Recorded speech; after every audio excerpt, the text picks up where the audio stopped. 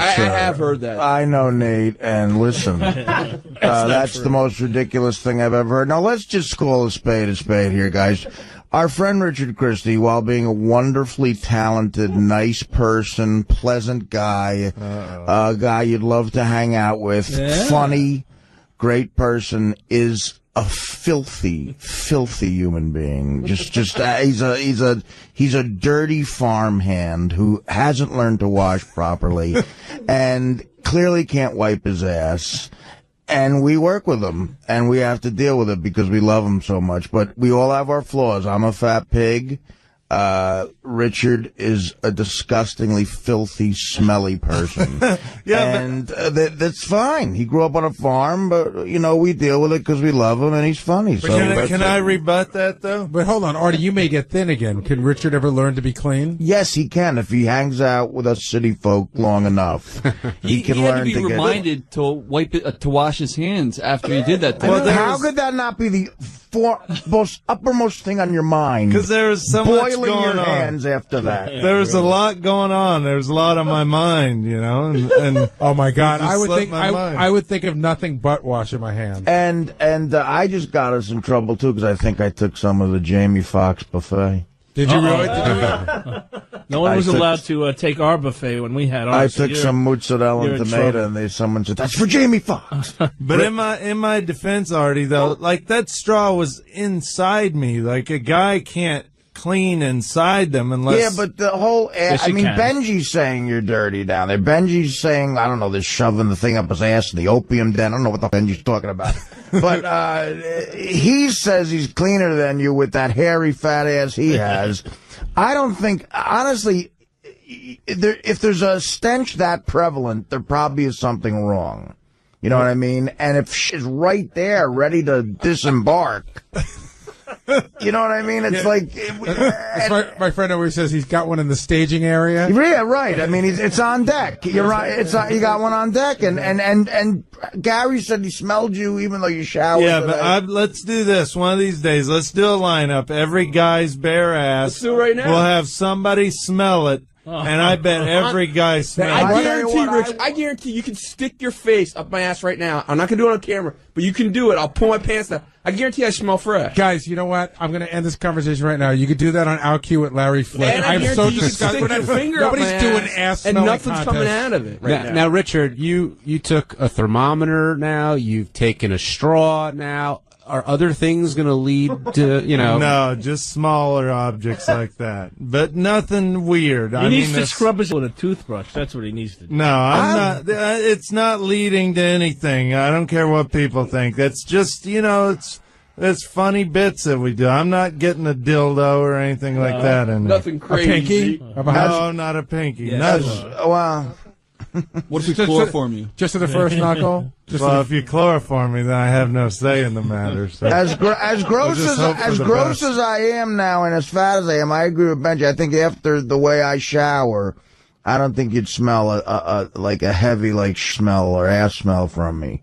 But I showered. I swear I showered. Well, there's different levels of clean. There's Kansas clean and there's civilization clean. You may have showered, but if you don't clean your clothes, when I was in there, I smelled something when I was in your office.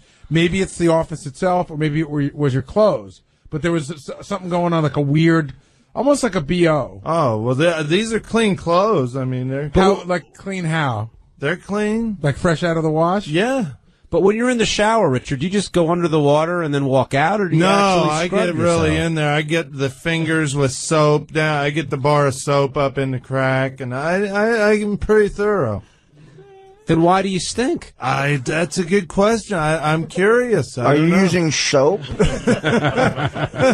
you back away from the shower and spread your cheeks so the water's fully flushed? Are you washing with liquid ass? Robert in Washington, you're on the wrap-up show.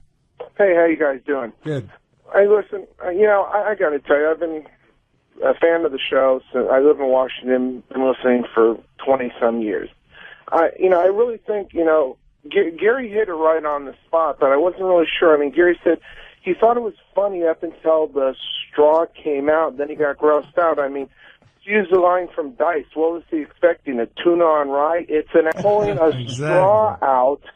I think, to be honest, there's a little too much gay stuff on. I think, Really? the on-air talent doesn't need to have these flunkies do this type of stuff. I mean, you got Artie, who is unbelievably funny, and Gary, very talented, and Fred and everybody, but the guys that are these interns, like someone said, well, what about Benji? Did he lose some sort of status? He's got no status. So, I would like to see more of, a little old school. I know you guys are on satellite. I had it a year before you guys switched over to it. But I think that, I'm all for the freedom of speech and everything, but it's just a little too much. Now, if the straw was up a chick's ass, would I feel differently? Maybe a little, but it's not funny. Hey, you know what? It's not funny if it's up a chick's ass. We're like people on the other side of the Berlin Wall. We're exploring our newfound freedom, We're just seeing how it goes. Yeah, I understand. Hey, what's your name, man? My name's Robert. And actually, I just want to say something. Artie, man, you got to lose some weight, because we don't want your best career move for you to die or something. You know what I mean? No, I know. I believe me. After Tiny's phone call today, it's a wake-up call. Man. Dude, you are so awesome. When are you going to be doing a live gig in Washington? Because you haven't been here in a while. D.C.? Yeah, Washington, D.C. I'm doing Constitution Hall. I just got an offer probably in the summer. So awesome. Look for that. Anything else you want to cover, Robert? No, just you guys are great. Just it's a little too much of this Richard and Sal and all these guys that really, if it wasn't for Howard, would be working fast food or something. All right. Thank you for your input. Benji, did you want to respond to that? Hey, Robert, this is all I want to say. I rarely defend myself in this way, but if you listen to the show every day and you're laughing at a lot of things Howard says, oftentimes it's something that I helped create. Absolutely. Yeah. No, absolutely. I can attest to that. Absolutely. And by the way, Richard was, a drummer in a band that toured. He wouldn't be working at Wendy's or wherever. No, and my point about Richard is, and I think Richard and Sal are hilarious without having to do this stuff. That's what I'm trying to explain to them. I do love when people go down that road. Like, people have been saying that to Howard for years. You're funnier than the lesbian stuff. That always makes me laugh when people say that. But the thing is, too, Howard was laughing his ass off. Oh, no, he loved it. This, and that's why me and Sal love doing this stuff. Yeah, no, listen. It makes Howard laugh. He loved it. Brian in Philly, you're on the wrap-up show. Hey, how you doing? Artie, you rock. Thank you. My question is, Richard, you come from, I'm a big fan of your work with Iced Earth and Death. Thank you. And you come from a genre of music that typically doesn't put up with this type of shit. Excellent point. I mean, do you still talk to John Schaefer or any of those guys? I still talk to all my old buddies. The funny thing is, I did all this stuff when I would go out on tour. I used to come out on stage in a thong and show my balls and play drums naked and do all kinds of. I used to play drums with my penis once in a while, and it was just fun. You do wacky stuff when you're on tour, and I believe that life's too short to take yourself seriously, and believe it or not, a lot of people in the metal scene have really good senses of humor, but, I think it was insinuating that they have a great sense of humor, but they might be a hair homophobic. Mm-hmm. No. I could see this if you were touring with, let's say, Judas Priest and Rob Halford. And we all know another word for homophobic is really cool. No, but I just wanted to say, I'm a huge fan of your drumming and all, but thank you. I couldn't go out to a Death show and watch a straw be shoved up your ass. Richard, I don't think that's going to happen at a metal That's show. certainly not the right place or time. Richard, I know you love what you do here, but do you miss touring? Like, do you miss that life on the road and playing in the band? do, but I have so much fun here that I don't miss it that much. But I used to love traveling and staying up all night, drinking and just seeing the country and seeing Europe and stuff. But this is my dream job, and this is so much fun, and everybody's so cool here that I don't really miss it that much. Let's go to Frank in Tennessee. Hey, Frank, welcome to the wrap-up show. What's up, guys? First day that I've been able to listen to the show live in a long, long time because I'm homesick with the flu down here in Tennessee. We got a big outbreak, and I'm all excited about listening to the show. And I got 5 hours of straws and vomit and retching, and oh my God! But it really was 1 hour of 5 hours, to be fair. I kind of feel like Sal this morning, which is really what I wanted to talk about. Anybody know how he's doing? What went down with Sal this morning? No, we'll check up on him. And Sal's gone to several other train stations in the area and threw up. And Sal, of course, has cut the cord at his house, so he has no idea what's going on the show today. That's right. So we'll have to fill him in tomorrow. Let's go to Shane in Kentucky. Hey, Shane. Hey, guys. Good show today. I just had a question about how come Howard always lets Robin off the hook once he gets her going? And then I got a comment. Well, what do you mean? I mean, yesterday when he had Robin going when she was crying, he just lets her off the hook, and then this morning he starts on Artie when that guy came out with that on the computer about like RobinsWrong.com. Robin started crying, and he just changed the subject. He won't stay on her. Do you guys agree with that? Do you think Howard let her off the hook? Yeah. I mean, I don't know if it's wrong, and I don't know if he's doing it out of sincere, like he doesn't want to hurt her feelings, or he doesn't want to come across as mean. But yeah, I definitely feel that he does that. Artie, you were in there. Do you agree? Well, I think he took it as far as it could be taken at that point. You got to remember that, Robin is the second host of the show, and if you get her that pissed off at 6:20, it's a hard climb uphill the rest of the show. So I think Howard might have said, all right, enough. She's clearly really mad. You're right, because I do remember the day that Robin did walk off the show around 6:20. We did get her that riled up. Yeah. So you don't want that to happen. But I think later in the show he might have tortured her a little more with that. Hey, Teddy, do we have the ability to make a phone call from this studio, like right now, live? When somebody gets Sal's phone number, we're trying to call him now. Let's call him on the air. I don't want to get his reaction off the air. I want to hear on the air. I just called and went to his voicemail. Okay. Will, what were you going to say? No, Robin made like a really, I thought, mean comment. I don't know if it was directed toward Artie today when she was like, there's a lot of hangers on now. You weren't here at the beginning, so how dare you criticize me now? Oh, right. I think it was directed, I'll tell you, I think it was directed at me. I think it was directed at Will and Ralph, because she made another reference to something Will said on the wrap-up show yesterday, and clearly we're all newer people, and we were all making her mad. So I think it was directed at me, Will, and Ralph in particular at that point. That's what I think. I don't know, but I picked up on that as well. It wasn't subtle. Didn't she say like she built the train and you guys are riding on the train? Exactly. And Yes. No one helped build these people didn't help build the train. They just jumped on the train. Ooh, I didn't hear that. That sounds vicious. All right, let's. What was your comment, Shane? Like I said, I wish the train had a drink car right now. My other comment was like Artie going on about Howard not buying anything. That show that was just on cable about 3 weeks ago showed this crazy house that he's building, and he's trying to get on Artie for trying to buy his own self his first house. He's not saying, but you missed the point. He's not saying that Artie shouldn't buy a house. He was talking about more like where Artie buys a house. Right. Well, I'm saying Howard saying he don't buy nothing extravagant. What's a $42 million house is not extravagant? Well, no, somebody called in about that, actually, and made that comment. Right, it doesn't have central air, sir. Thanks, Shane. I appreciate the call. All right, we're going to try and call Sal here. Go ahead, Jim. Do your thing. And then we're going to get to the clip of how Artie started his morning, telling off Howard and calling him old and everything else, which was an interesting way to start the day. So are we trying Sal at home or on a cell? Home. Good. That's where he is. And if he's not there, you better have a good excuse. Which line, Jim? Gary, you lead on this. Of course.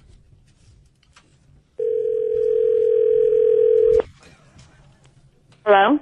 Hey, it's Gary. We're live on the air. Can I talk to Sal? He's actually sleeping. Is he really sick? Yes. Christine, we're on the air. I just want to talk to you for 2 seconds. How sick is he? He's throwing up. Still? He hasn't thrown up since he came home, but yeah. He told you what happened at Penn Station, right? Actually, no, because he came in and I sent him to quarantine. Who's nursing him back to health? Nobody. He's locked in my son's room. Christine, is the house like totally gross? I'm freaking out right now. Yeah, he threw up, and then Christine, I got to break this to you. He had several accidents as well along the way home. Are you kidding? No. Oh my God. Sal was literally a man with nowhere to go. Howard didn't want him here because he's going to get him sick, and Christine doesn't want him home because he had to get a hotel. All right, so we were just checking on him. We wanted to make sure he was okay. Is he sleeping now? He's sleeping. He's been sleeping since he came in, and I'm not checking. I'm not going up there, so. All right, we'll give him our best. Okay. All right. Thanks, Christine. You're welcome. Bye-bye. It's so great that she doesn't want him there. No, she exiled him to one of the kids' rooms. I know. I guess his son has a higher immunity than she does. Antonio's going to get sick. I wonder what he did with his underwear, if he threw them away at Penn Station or if he wore them home. Find out. You really? We'll find You out. think Sal threw those away? Come on. Something tells me we're going to be seeing those tomorrow. Yeah, they're going to be on Gary's head. They're going to be on eBay by Wednesday. Now, if you missed the beginning of the show, this is 3, Teddy. Here's Artie got a little upset when the show first started. Is your career goal to be a landlord? Honestly, Howard, I'm going to strangle you into Why? I don't want to. Can't talk to Artie. Why can't I ask you? No, because you sound like an annoying old. You sound like an annoying. You're annoying the out of me. You're like a little nudge right now. But if you know better than Howard, why can't you just listen to him and apprise him of where he's wrong? Mm-hmm.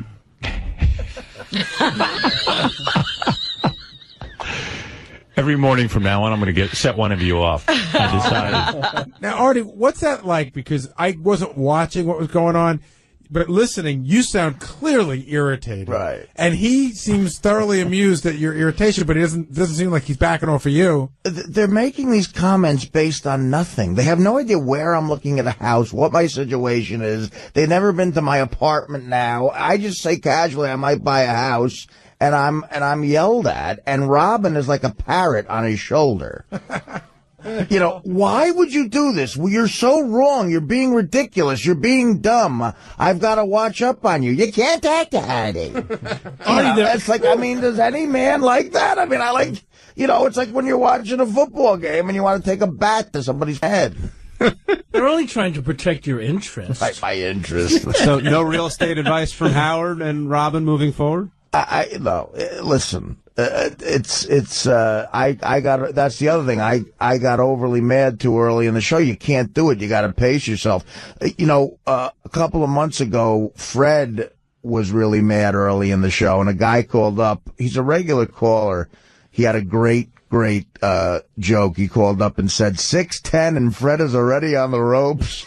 And that's what I felt like too. You get aggravated, you got to pace yourself, man. So I was able to sort of calm down and get back into a regular sort of mode because you got another 5 hours to do. But I mean, it was funny, and Howard knows he's annoying me, and it's funny, and that's it. So, but I was able to calm down, thank God. I'll tell you, that first 45 minutes of the show is a commonplace. It's almost like, you walk out into the ring and you don't have your gloves up and somebody hits you. You know what I mean? And I've seen a lot of people lose it that first hour because, first of all, Howard has plenty of time, to do whatever he wants. Yeah. People look at me and they feel I need advice. And there's something about me that lets people think they can just give me advice. And insulting things like, I can know somebody for 10 minutes and they'll go, you could lose some weight, right? Listen, I got an idea for you. And I've been, this is happening since I was in high school, and I'm sick of it. So sometimes on the air, I start to lose it. And everybody always knows better, right? They have the solution. Oh, of course, yeah. Jerry in Jersey, you're on the wrap-up show. Yeah, I got a great place for Artie to look for a house. Right now, you can probably get a crack den outside of the new Yankee Stadium. Cheap as hell. And, it'll triple in price when the new stadium goes up. That's right. Like that, the new stadium could be like the Freedom Tower. Randy in Tennessee, you're on the wrap-up show. Hey, guys. What's up, Randy? Big fan. Appreciate it. Hey, Artie. Yeah. buy all the houses you want to buy, man. It's your money. You're working for it. Howard, come on. Buy all the houses you want. And I got another one for you. Did Sal say he had the runs? Yeah. That's when you needed the straw. No. You could have got Richard. You could have got Richard on one of those lumpy shakes. Don't give him any ideas, Is that a Randy. dice phrase? Hey, appreciate it, guys. Hang in there, man. Take care. Thanks for the call. Where was he from? Tennessee. A lot of calls from Tennessee today. Hey, Ralph. Hey now. Hey, I hadn't heard that. I didn't heard the replay, and I heard the whole thing with Robin and stuff. And boy, she was really upset. Yes. And I'm listening to that going, what show does she work on? It's like, it's weird. Everybody really has like, why was she upset over that? It seems silly. It's a funny website. I mean, Well, do you think do you think seriously. the website is what set her off, or was there something something that Artie said yesterday? Okay, good. No, you go. I'm saying, like, today, in other words, like, she was, Ralph's right. She was extra mad for some reason. And, like, while today I was able to somehow calm down, if Howard hadn't stopped getting in with her, she would have really went nuts, I think. Well, and right, so he stopped. But I think part of it is she felt that Howard wouldn't expose himself to that kind of abuse like that. You know what I mean? So she's like, well, that wasn't, it's funny. I don't know. I read it and I just laughed and thought, okay, that's funny. I mean, like, who's going to be right 100% of the time? And who's the person running the website? Like, who are they in the grand scheme of things? I mean, it's great. I mean, it's so silly. And I just started thinking, well, maybe she's just been feeling attacked lately, ever since, like, she was discovered to be a 34 in the test, like, maybe she just feels like she's just getting attacked, because everybody feels like that sometimes, But didn't you think it's one of those days, like, Robin could have reacted totally different on a different day. Some days it's just the way it hits you. Has she spoke to you at all, Gary, about taking that self-imposed break, the Artie break or the Jackie break that she was talking about this morning?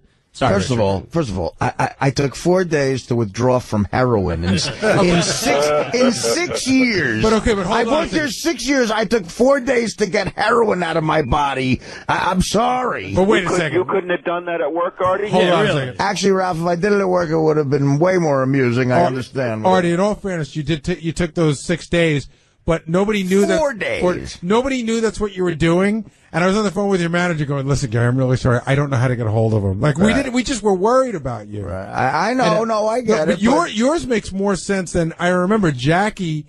I'm not lumped in with Jackie. Who would do it because he's not happy with his contract. Jackie used to was withdrawing from heroin. He used to call them mental health days, which was like retarded. Like, this is not a factory. You know what I mean? I would never do something like that. But would you ever Artie? Would you ever walk out if it got to be too heavy, like this morning? Well, who could say? It depends on the subject. Who knows? I mean, this morning didn't even come close to that. Right. No. Depends if Artie's awake or not. Right, and I'm sleeping most of the time anyway. Howard and I are the only ones who have never actually left the show. Fred has physically left the show. Robin has left the show, and Jackie left the show. I've never walked out of the studio. Well, Fred and Jackie actually left the building. Yeah. Robin locked herself in her newsroom for about a half an hour. Yeah, Jackie left after the whole Pat Cooper. We did a roast at Channel 9. Oh, and he bombed. And he bombed, and he was sure that we set him up, and we said, we did. And he goes, yeah, right, that's what happened. And Howard's like, you don't believe me? He's like, no. I got to tell you. That was great stuff. We should play that on the Friday. Those roasts are pressure because, like, you got to figure, like Jackie's job, he's the comedian. So when we started these roasts, I'm like, God, if I bomb on one of these roasts, that's like a lot of pressure because I'm here. I'm a paid comedian. You get up there, and if you bomb, it really eats away at you. So I know what Jackie was probably going through. He started thinking all these scenarios. Like I got set up in my head, and he probably couldn't deal with anybody. I'll tell you what really hurt him on that one was for years he couldn't get on the dais for a Friars roast, which was his dream. And he couldn't get on the dais, and Jackie was convinced someone had told him that the guy that puts people on the roast hates Howard. And Howard always used to joke around, maybe Jackie's just not funny enough to get on the dais. And then after that, it sort of helped prove that theory.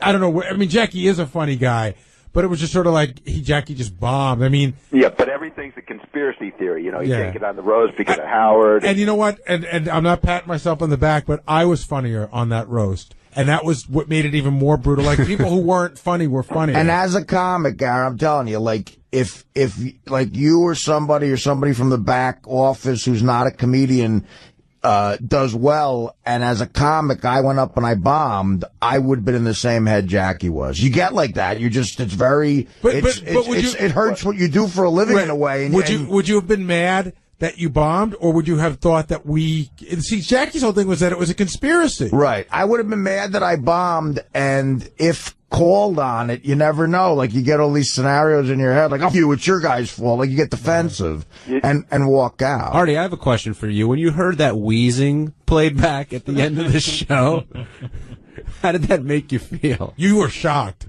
Yes. Look, I clearly have maybe 3-4 weeks tops, guys. I got to get my shit going. Artie, you have noises coming out of you you're not aware of.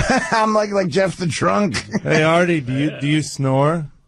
I don't know. I'm told I do. Well, would you mind putting a recorder beside your bed like tonight and recording yourself? All right, I don't have a recorder. I'll give you one. Oh my God, that'd be great. Now, Artie, you've been to I'll buy a new one. You've been to AA, right? Well, yeah. You've been to AA, right? Yes. Is it gay to go to OA? Would you ever go to OA? What's OA? OA is a real thing. It's Overeaters Anonymous. Which is a real thing. I'm not going to go to OA.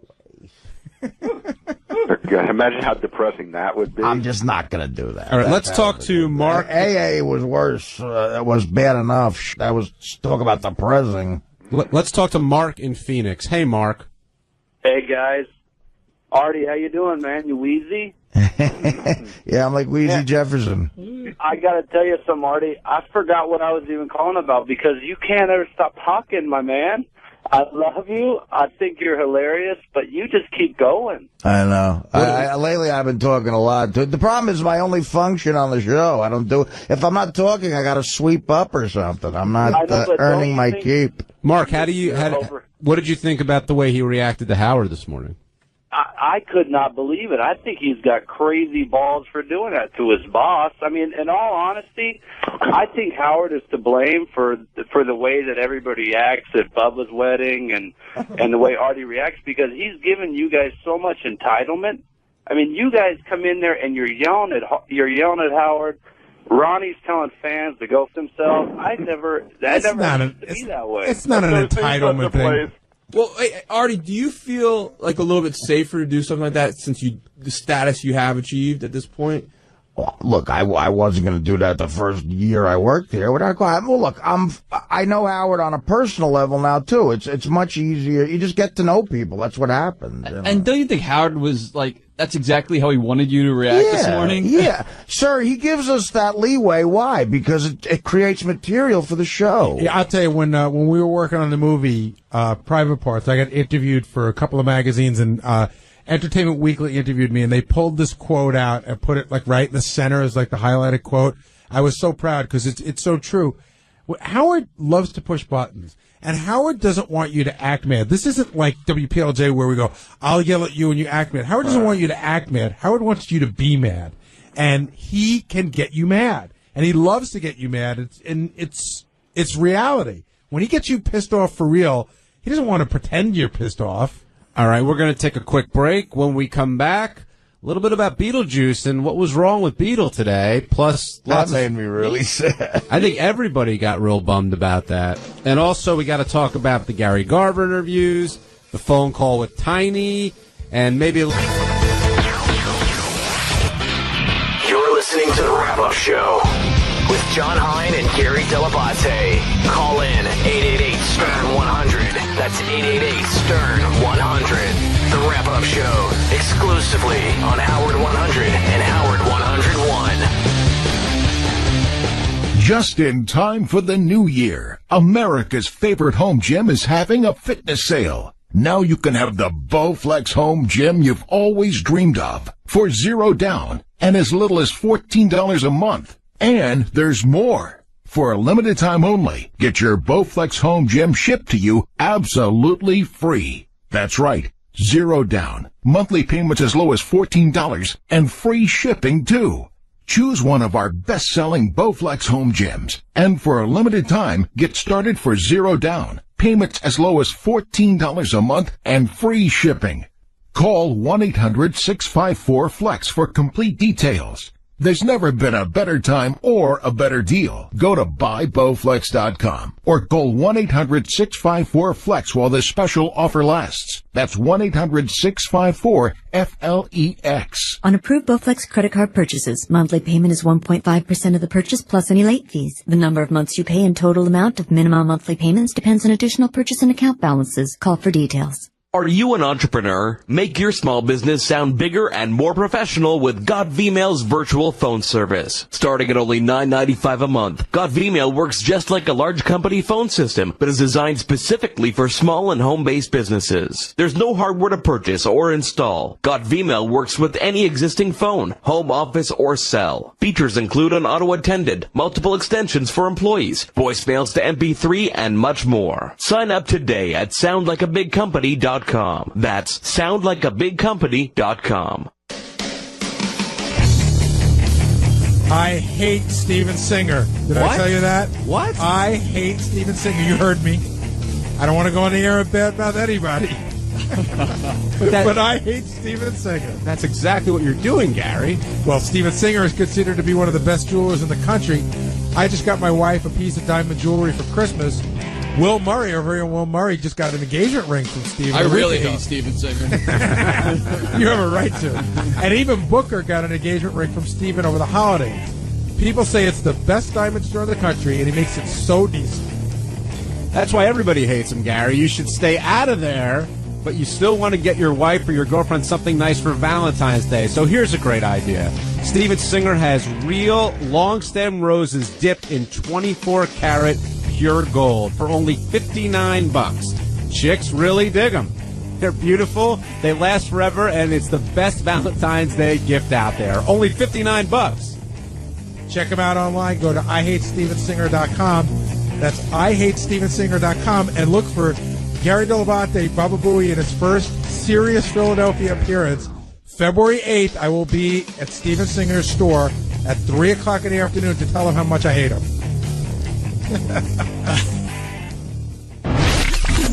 Yag Shamash, my name is Borat, and you're listening to the John Hen and Gary Dilbitat on the Wrapping Up Shows. Dziękuję. Welcome back to the Wrap-Up Show. Oscar-nominated Borat there. JD, they got nominated for screenplay, right? That's adapted screenplay, yes. What do you mean adapted? Adapted from what? Adapted screenplay? Adapted from the TV what show, it was? I guess. That's not an original screenplay? It wasn't. I looked at original screenplay. It wasn't there. What's it adapted from the children's book? JD the show. Yeah, that's a character from a TV show. That's probably what it is. I know, JD. But I didn't think they had a screenplay for that movie. I mean, what? It was improv, right? Yeah, you'd think they probably have an outline. Well, I know JD was bummed that he didn't get actor or best picture, right? You really thought it was going to get nominated, right? I would have liked to have seen it. It was one of the best movies of the year that I saw. Got his Golden Globe. I guess someone didn't see Babel. No, I haven't seen it yet. Well, I haven't seen Dreamgirls either. Well, that's not nominated for best picture, you know. I know Artie must be. I'll lend you all those movies nominated. I said I like Eddie Murphy, you fruit. Yeah, Artie's rooting for Eddie Murphy to pull the best supporting actor I think Oscar. Alan Arkin is going to pull it out right from under him. I think people love Alan Arkin. Did you see that movie, Sunshine? No, I haven't. Boy, people love that movie. I've seen it. That's a gay critic's best friend, that movie. You seen it?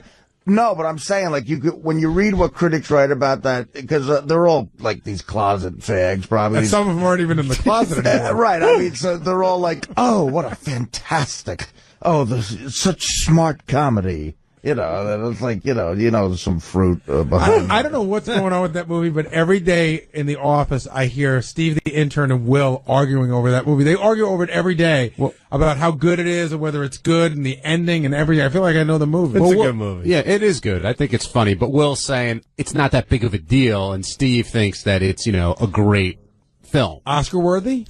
I don't think it's best picture. But I love Alan Arkin. Alan Arkin's worth it just to check him out. I don't like Greg Kinnear. I just don't like him. I actually don't mind. I thought he was good and as good as it gets. Playing a gay guy. Yeah. No, I thought he was, and I saw him in another movie where I thought he was good. Oh. Sorry. I'm saying, Now, Artie, were you expecting a call? Stay on that side of the track. Were you expecting a call from the coast this morning with Beer League and any possibilities there? Beer League, is that eligible for this year's Oscars? I mean... it was released before Christmas. Technically.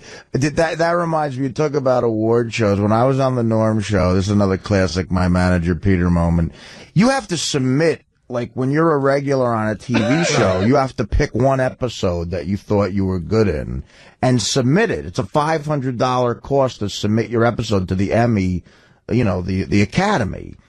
So, the first season of the Norm show ends, and I'm just like, whatever, it's barely going to get picked up again. And Peter goes, so Art, give me a call. We have to talk about what episode you want to submit. And I said, what? He goes, we're going to submit something for the Emmys, of course. I'm thinking about, I don't know, the one where you and Norm are in the bar.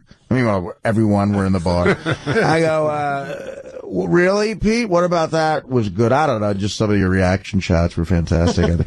I go, well, you really think we should submit that one? He goes, yeah. I go, how much is it? He goes, $500. So if you just send me a check, we'll submit that and get that out there. And I go, Pete, isn't it smarter to save the $500 and just assume I'm not going to get nominated for an Emmy? He goes, what are you talking about?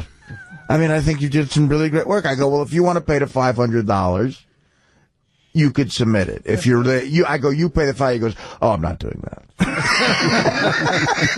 I'm like, thanks for the vote of confidence. Get out the $500, which is a fraction of what you make off me every week. Now, were any Beer League screeners sent out? No. For your consideration? Actually, though, I just found out the DVD, we are officially in the profit mode. Yeah. No Czechoslovakian Film Festival award? Between rentals and buying, it went through the roof. It really did great. So it's I'm gonna start getting checks. Does that mean we're gonna see the team back together for a possible sequel, or?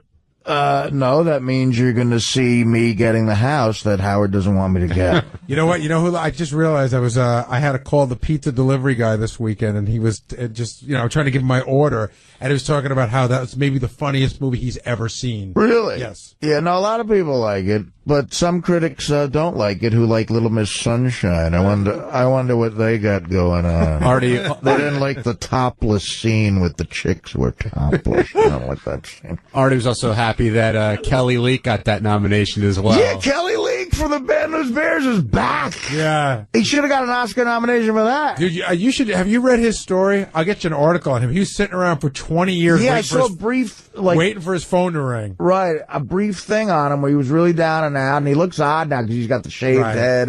But he was like a kid star. He was actually a very good kid actor, even as a little kid. Right. And he had this whole string of movies, and then I don't know, people just forgot he was around, and then he got a call. He thought it was a joke. And he was in all three. He was in Bad News Bears Go to Japan. But you know what? He's also so he probably cashed in. He's also in one of my favorite movies of all time. He's in Breaking Away. He's great in Breaking Away. Great in that movie. And losing it. Yeah. You're right. He had a string. He had shit going on, that guy, and Alright, great scene when he goes in to pick up the ballerina in Bad News Bears. Oh yeah, I'm hitting 860 for the Bears.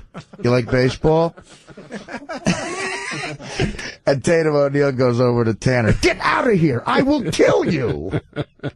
With Engelberg eating his Kentucky Fried Chicken in the background. Angle puke. I'm okay, Angle Crud. Go back to your bed.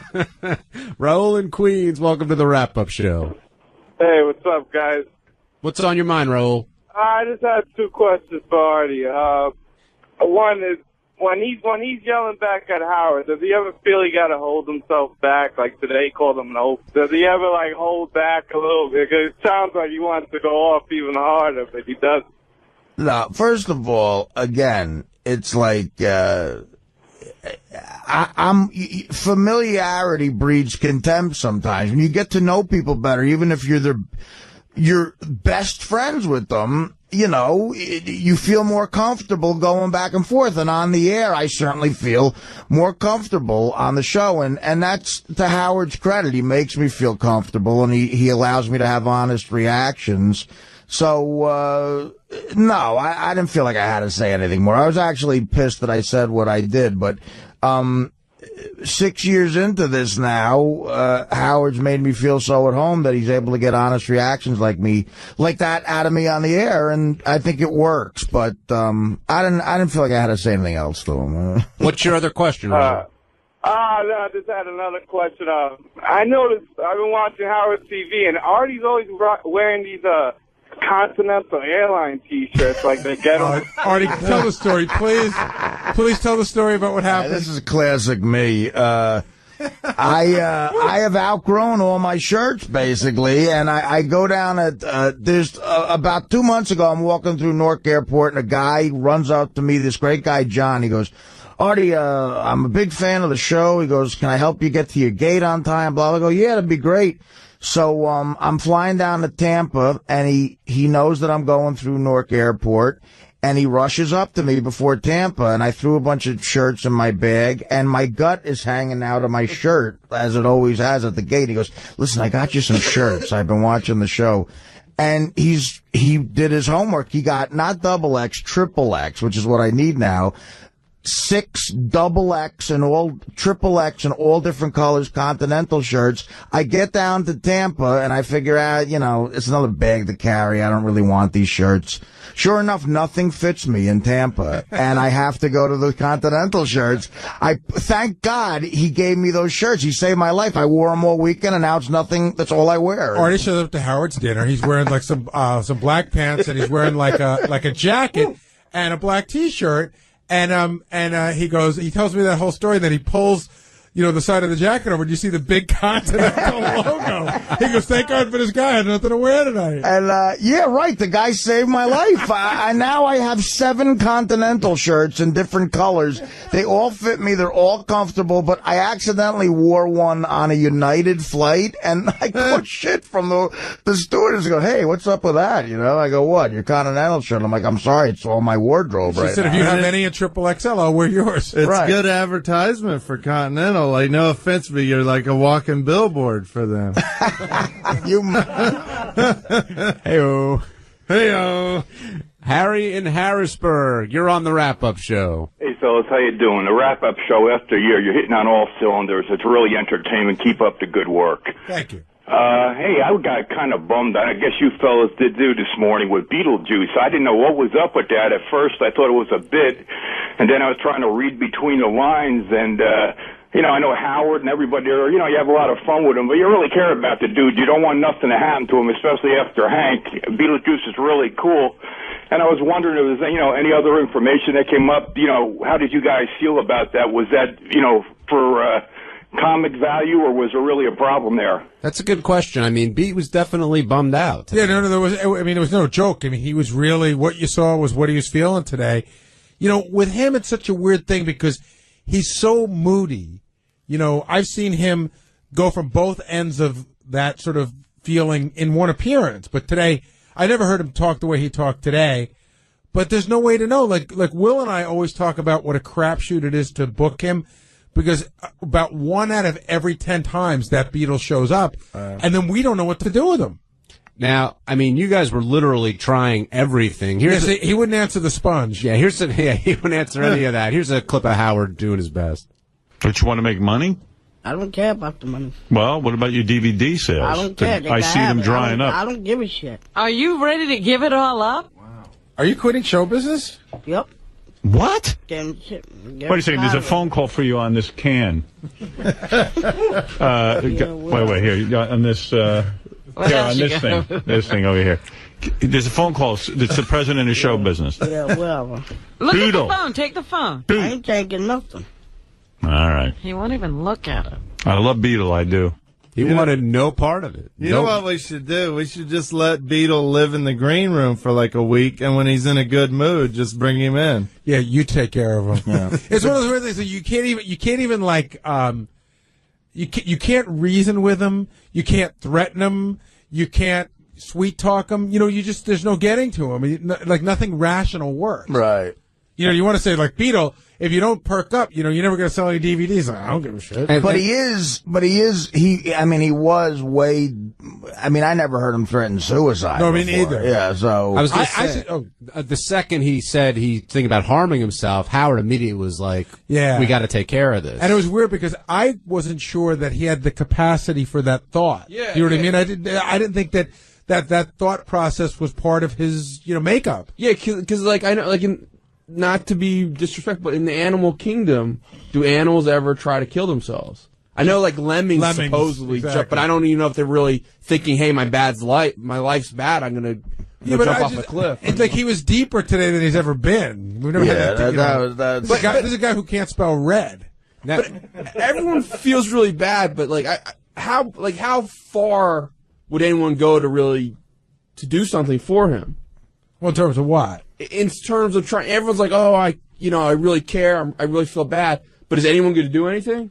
What is everybody supposed to do? What is there to do? That's what I'm just kind of, I think like Howard saying we care so much is a little disingenuous. Well, I mean, Howard made sure that somebody was there to take him out. I mean, what more can you do? We checked that guy's credentials. No, but he's got somebody that's been working with him. Who was that guy, by the way? Was that what's-his-face's brother? I never saw that guy before. Well, that's what I mean. Yeah, I think he was just some guy walking around the hall. He was a guy. I mean, you know. Now, something else happened outside the studio, and Greg from Howard TV is here. I think Lisa G tried to interview Beetle, and he wanted I just heard a crash. This clip is hilarious. Well, he hates the camera to begin with, so I had him in a bad mood. And then immediately following, I sort of backed off, and she went to put her microphone in his face, and he just swatted it away. Literally broke her tape recorder and her microphone. Yeah, she looked frightened. Yeah. I was going to say, how did Lisa react? Yeah. Oh, knowing Lisa G, she'll be filing charges. Yeah, she restraining was really order. freaked out. She didn't go for any of the nosy follow-ups after that. But the video of it is hilarious. Oh yeah, he just clearly first he shoves her away, and then he just gives her this big swat, and the thing just goes right to the ground. She came back to the office like Brad Driver is the news director. She's like, Brad, Beetlejuice was really upset. He knocked the recorder out of my hand, and he's like, yeah, Howard was yelling at you to stay away from him. He was? She just looked like a deer in the headlights when she came back. I smelled somebody looking for hazard pay. Well, Beetlejuice said he wanted to come on my face. No, Lisa, we have the tape. He actually said that he likes turtles. She couldn't hear Howard. Oh, Mike in Canada. No, he said, come on my face. No, he said, I like turtles. Well, whatever. I'm just going to take this to Human Resources. Mike in Canada, welcome to the Wrap-Up Show, which you can hear on Howard 100, Howard 101, and Sirius Internet Radio. How you doing, Mike? Hey, man. This is Mark, not Mike. Oh, sorry. Doesn't matter. Anyway, it's for Artie. Artie, you shouldn't have to listen to any of that crap of how to spend your money. It's your money. You should do what the hell you want with it. I agree with you, brother. Here. And then the other thing, too, is, Artie, please come to Canada. Come to Toronto. We're dying to see you up here. I love that. I've been to Toronto. It's been 10 years since I've been to Toronto. We shot Dirty Work in Toronto the summer of '97. That's a great city. I lived there for 2 months. Did you? I lived there for 2 months shooting Dirty Work in a nice hotel. I went to Blue Jay games. It was the summertime. Little Italy there. The food is great. I love Toronto, dude. For the 10th anniversary of shooting Dirty Work, I think MGM's going to spend a lot of money and send us up there. Canada's got the best titty bars, too. Oh, and Toronto, on Yonge Street in Toronto is where I with Canadian money, lured a chick back to my hotel. She blew me, and I thought, again, I was some operator, and after I counted all the goose Canadian money, I gave her $600.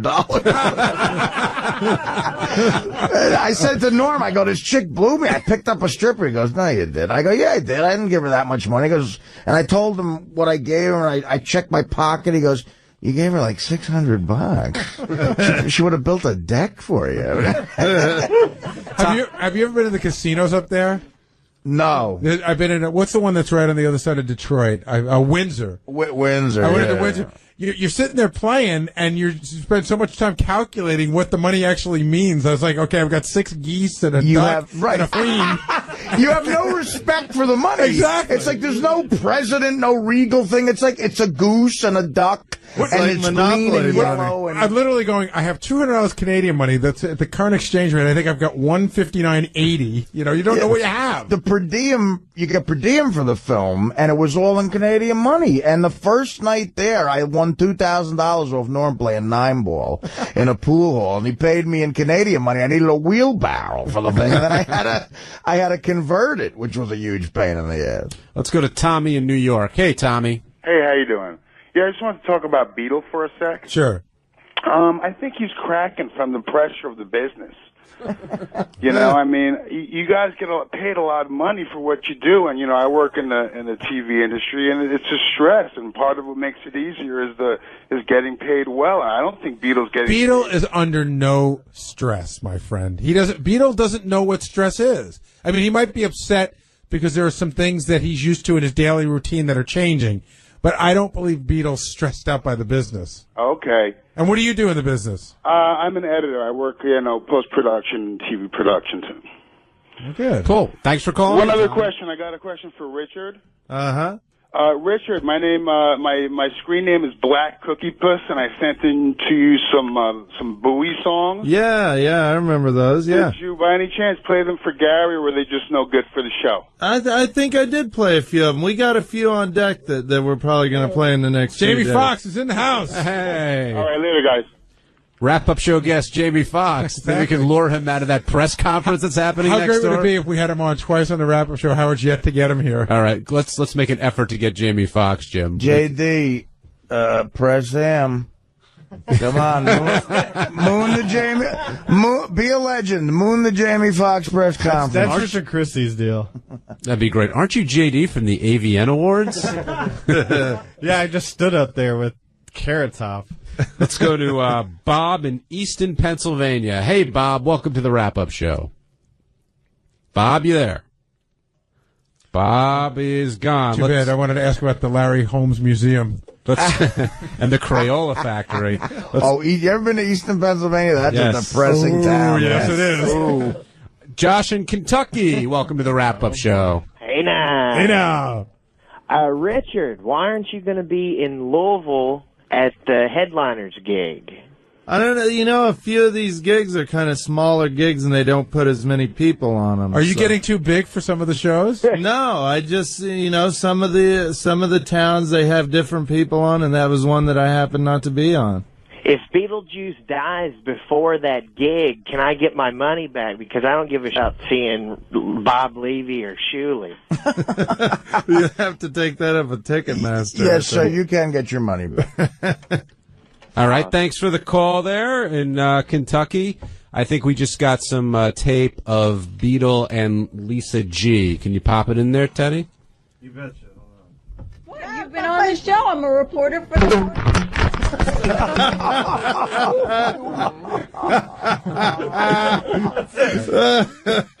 So make sure I have that for the show tomorrow. Lisa. You heard it. He said, I want to come on your face. Lisa, have you recovered? Are you doing all right? Yeah.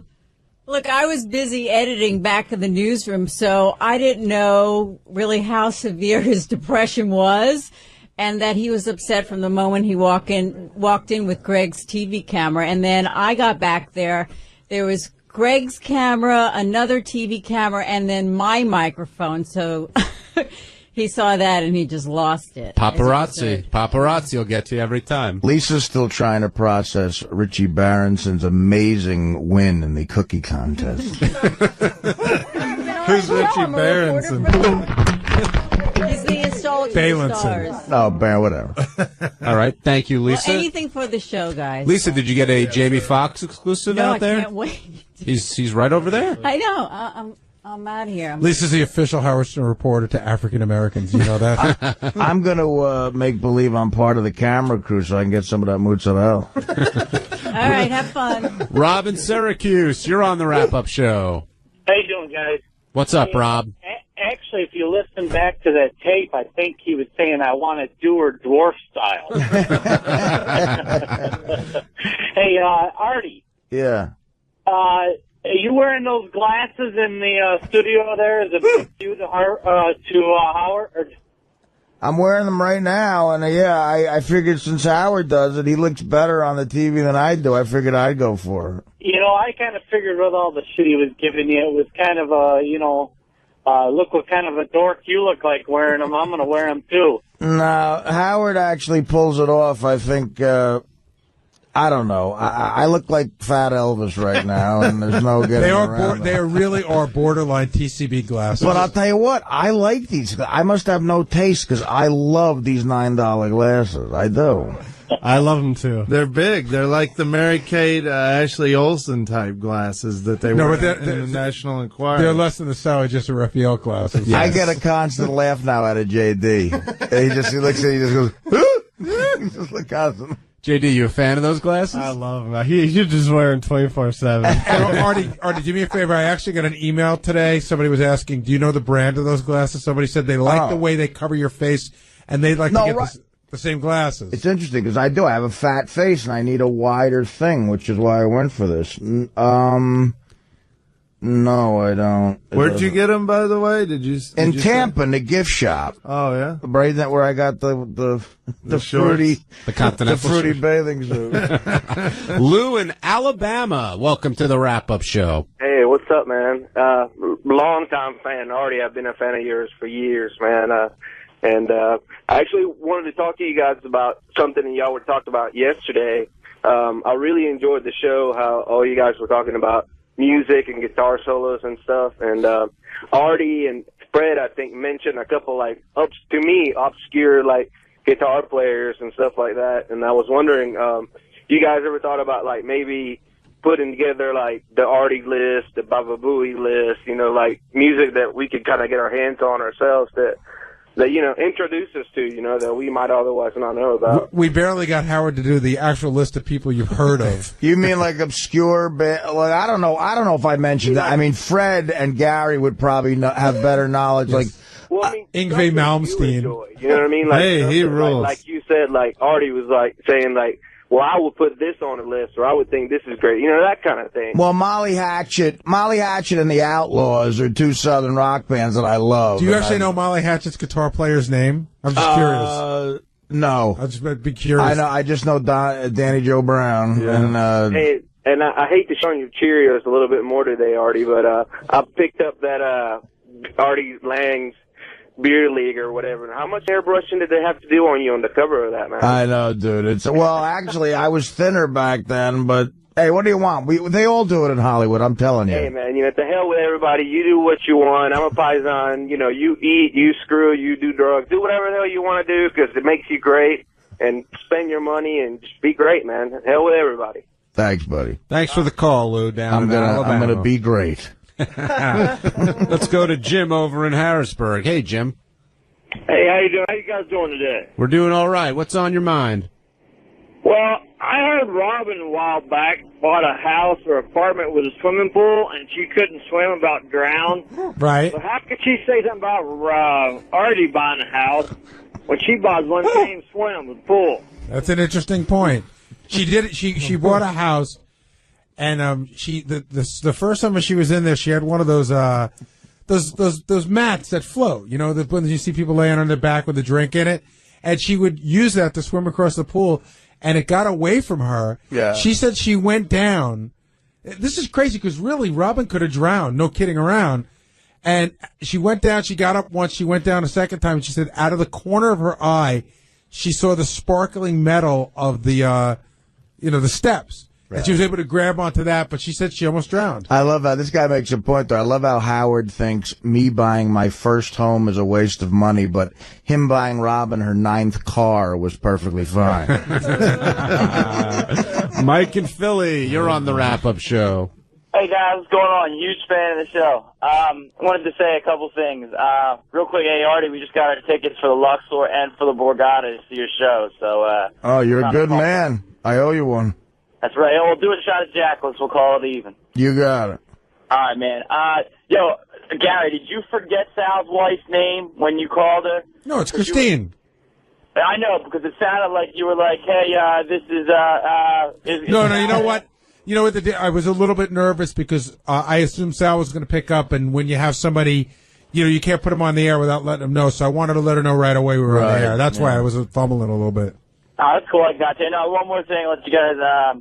I have a boss, kind of like Artie was saying. Once you get to know a boss for a while, right? I can say whatever I want to him, and it's interesting, and it's pretty cool because I work real well with him. I tell him to go for himself, do whatever I want, and it's cool because, like Artie said, you get to, and we never get to see that side of Howard because we only see him as like from the fan stand, from the fan. We don't get to see him as like, the boss. You know what I mean? Does that make any sense? To Howard's credit, ever since I started working here, he's like, Art, don't look at me as a boss. Don't look at me as a celebrity. It's hard to do when a guy's like your hero, like he was to me. But I finally got over that. And I think Howard likes the genuine reaction way better. I think, I've become friends with everybody here, and I'm happy to be their friend. It's a great bunch of people, and it makes on air way easier for me, definitely. Anthony in Fort Lauderdale, you're on the wrap-up show. Hey, guys, what's happening? Long-time listener.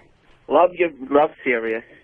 I just got a choice. It's a brand-new company call. I'm a sales rep, and my boss gave me a choice, either satellite radio or GPS. I took the satellite radio, and I love it. That's a big choice. Thank you. Yeah, you can figure out where you're going. That's all right. Yeah, it was great. I can always figure out where I'm going. And Artie, I just bought a house, dumped a ton of money into it, and it's all worth it. So if you really want it, go for it. Because let me tell you, it's looking great. Well, Eddie Murphy at Bubble Hill. I'm going to, seriously, if I get a house, I'm getting a big plaque. Trouble Hill. That's it, buddy. Nothing but whores. Gary, what did you think of the Gary Garver interview with Pesci today? I loved it. First of all, you guys should know that I cut that down from 7 minutes and 20 seconds to a little bit over 3 minutes. So it was a very long interview. Joe Pesci, I would love to play it somewhere. Like, it just wasn't right for our show. I would love to play it somewhere. But Joe Pesci went into this really interesting thing when Gary Garver asked him if he ever used the N-word. And Pesci went into this whole thing about not only has he never used it, but he hates when people use derogatory words for Italians. Like, and at one point he wouldn't even say the words, and then finally he admitted that he doesn't like the word guinea or dago. That offends him, and he thinks it's wrong to use those words. And he was just loving hanging around talking to Gary. I love that Gary Garver goes up to him, and you literally feel like you're talking to the guy from Goodfellas. Yeah, that's great. The interview was great. And it's good for actors to be like him, too. Like, he's so cool. You want to go and support him. And, as a Stern fan, I always love actors that are willing to talk like that. Like Sharon Stone is so uptight. I would never go see one of her movies because she just turns me off from those interviews. I agree. After that interview, I'm going to go buy The Super on DVD. I don't know. Gone Fishing. I don't know what Pesci's financial state is, but he really appears to be one of those guys that he's rich. Has made his money. Yeah. And is just having a great life and just, doesn't need to really put up any sort of a weird front. He is who he is. The Lethal Weapon movies alone, he probably had a few mil put away. And Home Alone, there you go. He was in all those, and he just made movie after movie forever. The thrill of my life was I went with Howard to one of those MTV parties early on. It was at Ruby Foo's up on the Upper West Side. I was drunk out of my mind, and, 𝗏 𝗁𝗏, all these celebrities were there. And I walked into the bathroom, and Pesci's peeing right next to me, and he just looked at me and he goes, "Hey!" Like, that's that guy from that show. I was, like, thrilled. We have an angry caller from Easton, Pennsylvania. Richard, you're on the wrap-up show. Artie said it sucked. I just said Larry Holmes was from there. Why are you saying it sucks? I opened up for Norm Macdonald in probably summer of '98 at some theater right in downtown Easton, Pennsylvania.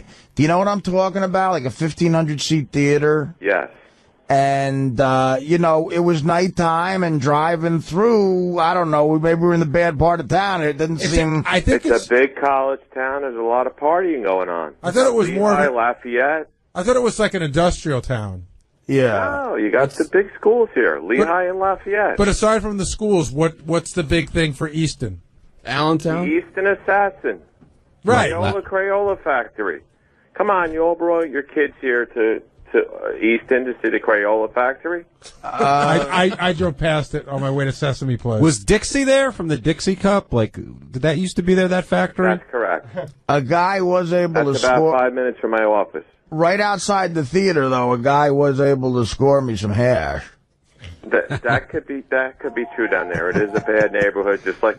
No, hey, that's look, a good neighborhood. What's wrong with the Capitol Theater down in Passaic? It had a bad neighborhood too. Oh, did anybody ever see some at the Capitol Theater in Passaic? I haven't, but I know Springsteen did a big show there. He did. I saw Rodney Dangerfield there. Thank you. Hey, look who's coming to join us. Thanks for the call. Oh, it's Jamie Foxx. Yeah, Jamie Foxx. Welcome back, Jamie. How you doing? Back. I'm up. So you got your own channel? Yeah, man. And what are you going to do on it? Go crazy. Absolutely go crazy, man. I you know what?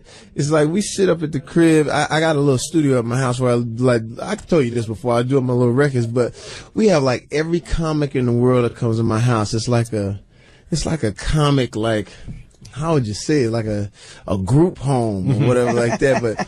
But all of the ideas that we've had for like the past, 10, 15 years, the stuff that didn't get on in Living Color, the stuff that they wouldn't let you do, on TV. Now we're going to create like this radio, like theater, you know what I'm saying? Where all of the guys that I run into from like, the guys that writing, jokes for MTV or writing just for wherever we go. Now we get a chance to just really like wild out.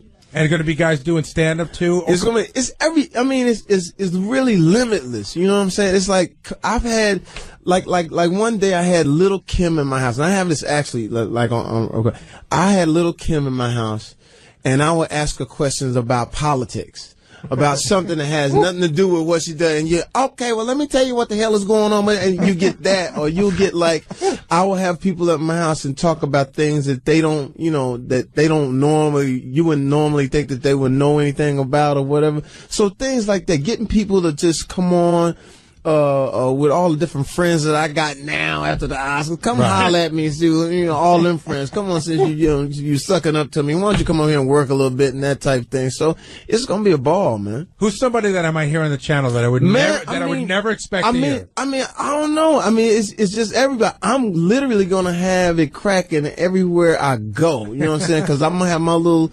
My little microphone with me and everything. So anybody, man, and I want to see Eddie wild out a little bit. Eddie Murphy, because we was at the Golden Globe. I'm waiting for Eddie to just bust loose and give me something that's, you know what I'm saying? So I just want to, because like when I see like my comedian legends, they kind of cleaned up now. They kind of, got the nice house and behind the walls. What's going on behind them walls? Let's see what's going on. So all of those people, man, I'm going to hit them up. I think Eddie spent a very long time trying to make sure that you don't know what goes on behind those walls. Well, we're going to find out with everything and everybody, man. So it's just, this is it. This is the hotness. And it's serious. You could say whatever you want. Anything you want to say, man. And that's what's good for us because, like I said, the censorship as a comedian, or as a guy that just wants to, to just get out there and just do it, it's tough. So now we got a chance to just let go.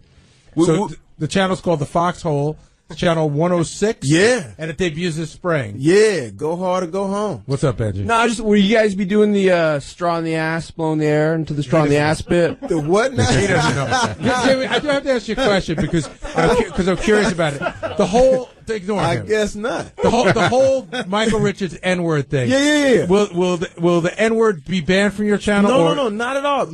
I need that word. And because it's a cultural thing, it's like, I would tell people, like, even in my set, I said, don't let Kramer mess up something good for us, man. It's like, he was just bad. He was just bad at what he was doing. You know what I'm saying? And for a lot of people, they was trying to come shut the comics down. You can't say the N-word. I need that word to describe certain things. So we gonna talk about all that on our show. Ain't nothing, it ain't nothing that you can't do on our show. Jamie, any message for Howard or Robin? Because I know they're listening. Come holler at me, man. I'll come down and hang out with y'all. Come holler at me a little bit, man. And let's really go nuts. Because we're gonna go hard. It's gonna be tough. They're gonna be like, man, Jay, what are you doing over there? We gotta get Robin over to Jamie's house and let's hear tape of that.